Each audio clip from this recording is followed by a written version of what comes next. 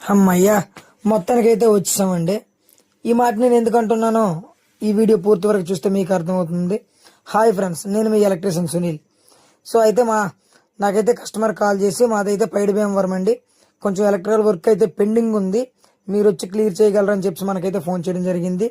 So అలాగే అండి, వచ్చి హౌస్ చూశాక నేనైతే చెప్తానండి అని చెప్పాను. మా ఊరు నుంచి ఇక్కడికి వచ్చేసరికి 42 కిలోమీటర్లు వచ్చిందండి. అందుకని నేను ఆ మాట అన్నాను. ఎలక్ట్రీషియన్స్ ఎవరైనా ఈ వీడియో చూసినట్లయితే మీరైతే అంత దూరం వెళ్ళి వర్క్ చేస్తారా లేదనేది అయితే కామెంట్ చేయండి. అలాగే మనమైతే వచ్చి ఈ హౌస్ చూసేసరికి ఇది 4 ఫ్లోర్లు అయితే ఉందండి. కింద 2 ఫ్లోర్లు అయితే షాపు, అలాగే పై 2 ఫ్లోర్లు హౌస్ అని చెప్పారు. సో ఆ ఎలక్ట్రీషియన్ ఎందుకు వర్క్ అది మధ్యలో వదిలేసాడని అడిగితే ఆయనకి జాబ్ వచ్చింది వెళ్ళిపోయిందని చెప్పి అన్నారు ఓనర్ గారు. సో మనమైతే ఇప్పుడైతే ఆ హౌస్ అయితే చూసామండి. 60% వర్క్ అయితే క్లియర్ అయింది. అలాగే ఇక్కడ వుడ్ వర్క్ అయితే చేస్తున్నారు. దీంట్లోకి ఏంటంటే ఎక్కడ ఏం పాయింట్ వస్తుందని చెప్పి మనకైతే అడిగారనమాట.